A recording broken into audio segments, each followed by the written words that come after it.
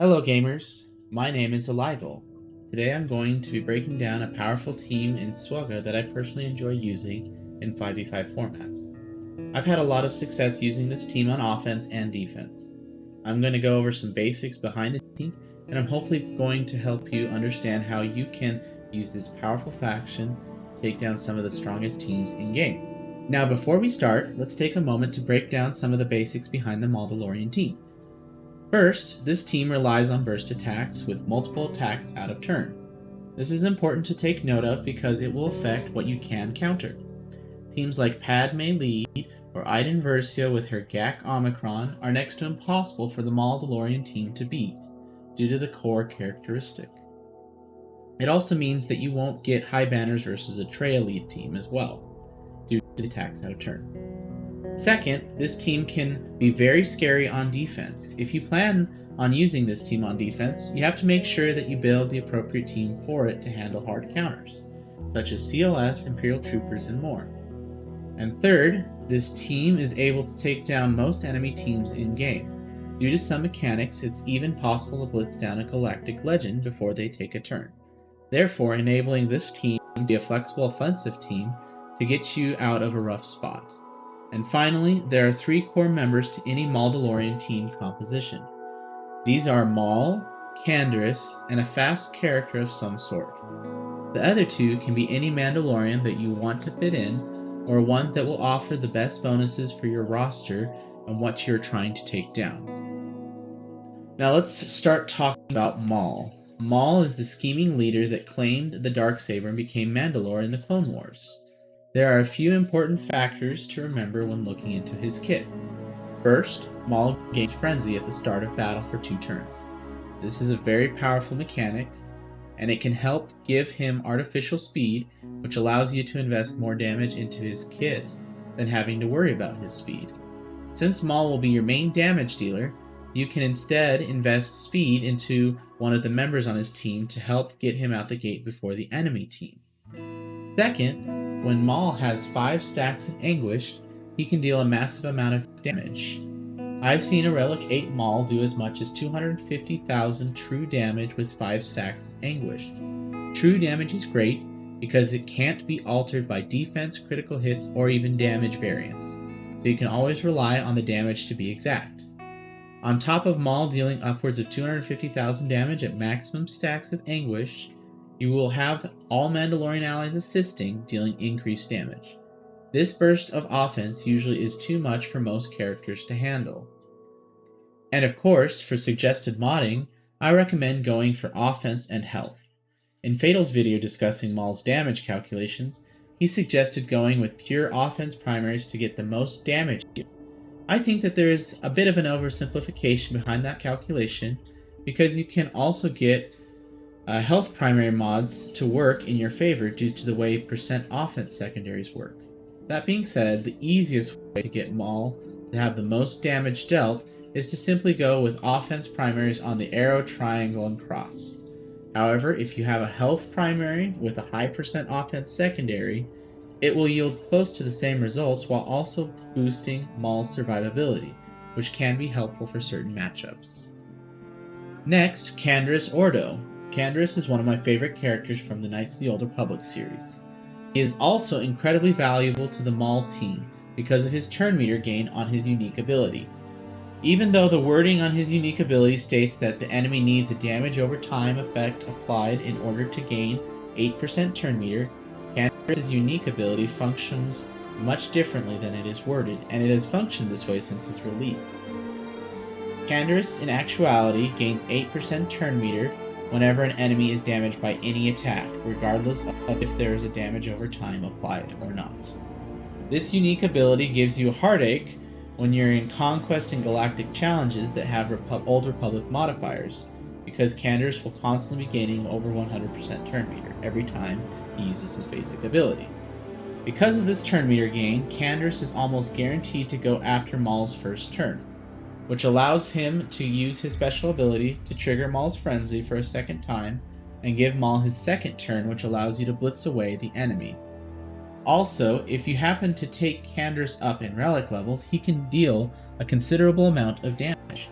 thanks to his triple tap and dealing extra damage to taunting characters. For suggested modding, I'd focus on his offense stat, with all offense primaries and offense secondaries. Since he will gain so much turn meter, speed is irrelevant. He also has one of the highest based offenses in the game, so you might as well capitalize on that stat.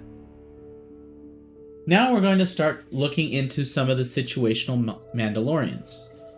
We'll look at the Mandalorians and see who can help bolster the faction the most. First, we'll focus on the next best three besides Maul and Canderous. First, we have Bo-Katan. When she originally released, many felt she wasn't going to be very helpful to the game overall, but I feel that with the addition of Maul, she is one of the best people to include with Maul's team.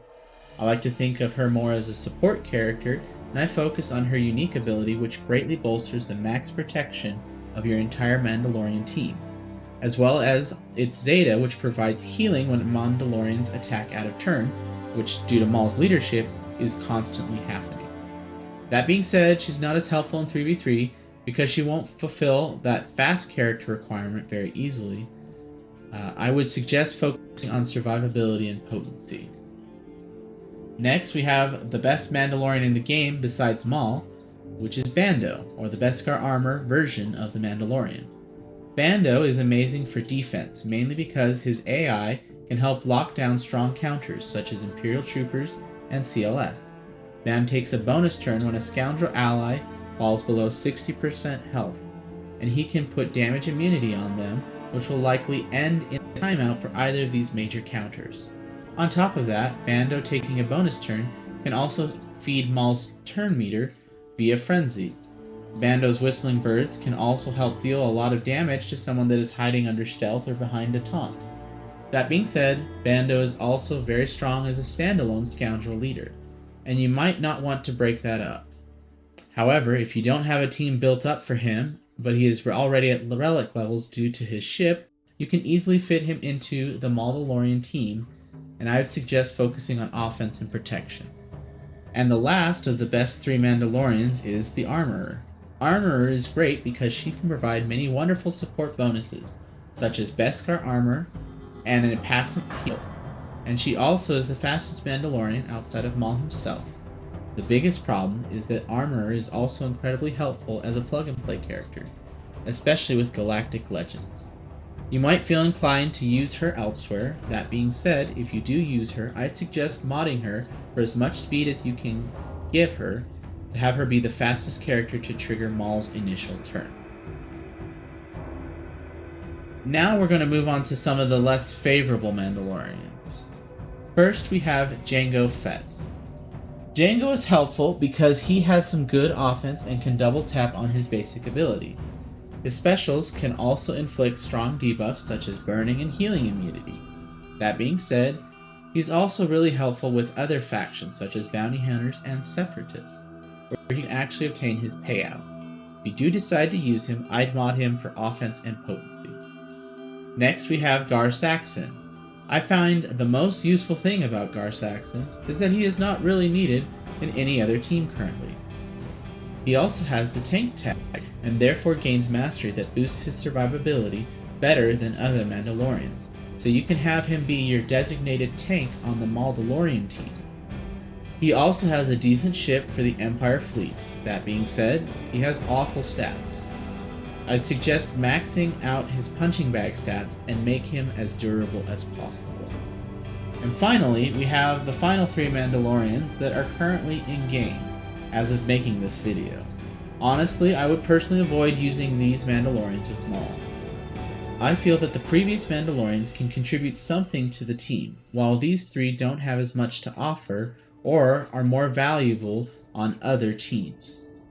Only use them as filler until you gear up another Mandalorian, or better yet, use some of the supplemental characters that do not have to have the Mandalorian tag, which I will go over next. Alright, now that we've discussed the Mandalorian faction, let's discuss some great characters that can also assist the Mandalorian team in one way or another. Ideally, we want to add someone that can either prevent a typical counter or someone that can outspeed everyone else on the team, or gain turn meter from enemy actions to help Maul catch up. First, we have the best plug-and-play character in the game, Wat Tambor. Wat is probably the most useful non-galactic legend character in the game. He's able to take many teams to higher levels, so it's always a big ask to plan on using Wat with Maul. That being said, Wat's bonus turn can effectively give your Maul a bonus turn, helping him go before anyone else except Han Solo. Wat Tambor can help Maul take down galactic legends, which we will get to soon. Next, we have Moff Gideon, another great plug-and-play character.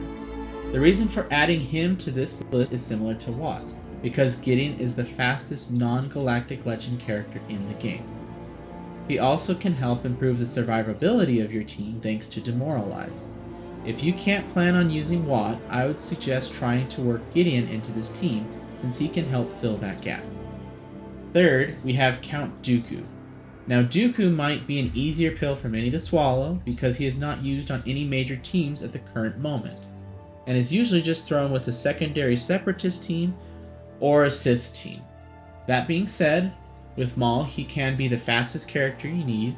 Currently, he is the 8th fastest non-galactic legend character in the game, and on top of that, when Dooku counterattacks, he gains turn meter. So if your enemy uses an AoE and triggers Dooku's counter, Dooku can help feed Maul's frenzy. Fourth, we have Droideka. Droideka is typically a sleeper character for most because they have the slowest speed in the game, and typically get booted out from General Grievous teams in favor of Newt. That being said, Droideka can help Maul from being overrun. If you mod Droideka with lots of speed, their unique gives them 50% additional speed from the start, and whenever they don't have damage immunity. This means you can actually get Droideka into the 300 plus speed range. On top of that, anytime an enemy takes a turn, Droideka gains 10% turn meter via their unique ability. That being said, because Droideka is so slow, you typically have to invest a lot of high speed mods to get Droideka to a respectable speed. The Droideka also isn't as high as demand elsewhere.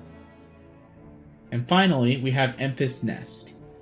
Nest is helpful especially on defense because much like Bando, she can prevent those typical counters like Imperial Troopers and Commander Luke Skywalker thanks to her unique ability. Now let's look at some video examples of how to use the Mandalorians.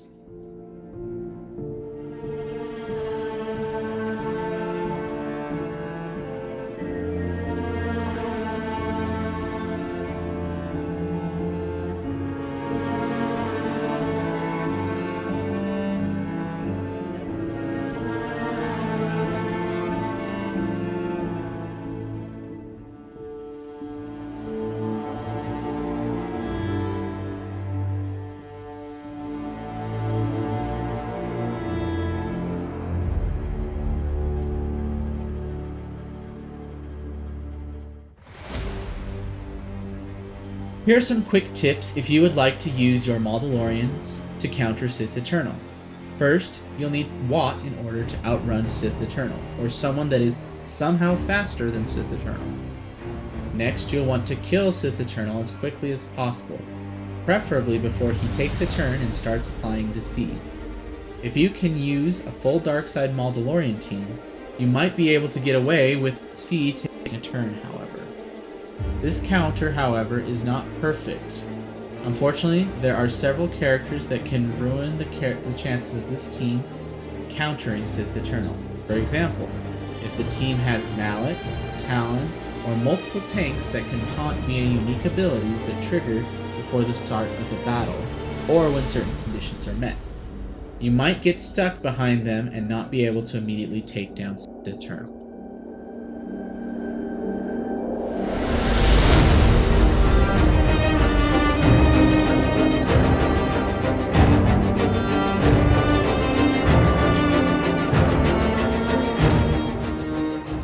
I feel a lot more comfortable using the Mandalorians to counter Jedi Master Luke than I do other galactic legends. Ultimately, the strategy is different than other counters, and your main goal is to control the enemy team with Maul until you can safely blitz down Jedi Master Luke. This counter will take advantage of Maul's cooldown increase and taunt Ignore.